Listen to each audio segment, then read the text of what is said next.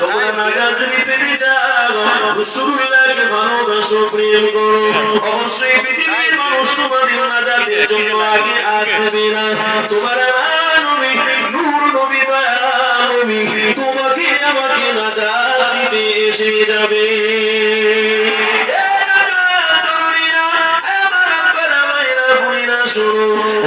নবী আলাইহিস সালামের থেকে আমার নবী দয়াল নবীর মাকাম আল্লাহ কতটা বাড়িয়েছে হযরত আদম নবী চলে গেলেন হযরত নবী আলাইহিস সালাম রাগা করে আসতে গিয়েছে সমস্ত নবীরা মুহাম্মদ রাসূলুল্লাহ বিষয়ে প্রচার করতে লেগেছে একটা নবীর নাম আপনাদেরকে শুনিয়ে দিই হযরত মুসা নবী আমার এই দুনিয়া জমিনে তাশরীফ এনেছে হযরত মুসা নবীকে আল্লাহ তাওরাত কিতাব দিয়েছিলেন এটা আমরা সবাই জানি তাওরাত ও ইনজিল কিতাবের মধ্যে রয়েছে মুসা নবীকে আল্লাহ তাওরাত নামক কিতাব দিয়েছিলেন এই তাওরাত কিতাবের মধ্যে নবীর নামটা আমার আল্লাহ বারে বারে দিয়েছে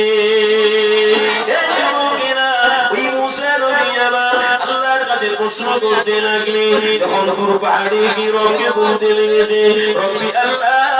আপনি মুসা নবীকে নবী করে বানিয়েছেন কিন্তু মুহাম্মদ রাসূল নবী অবশ্যই কিন্তু মুহাম্মদ রাসূলের নামটা তাওরাতে বেশি বেশি কেন এই কথাটা আপনি আমাকে বুঝিয়ে দেন আমার আল্লাহ জানাতে লাগলেন ইয়া মুসা রে তোমাদের থেকে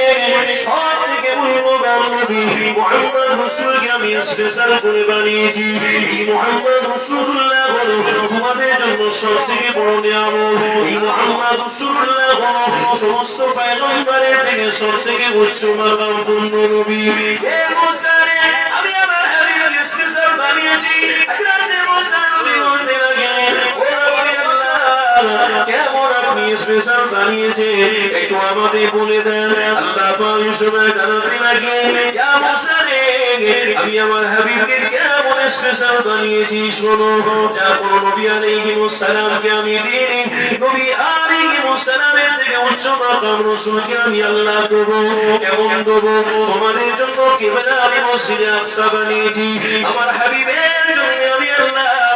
কিবলাটা বাইতুল্লাহ বানিয়ে দেব আরো জোরে বলো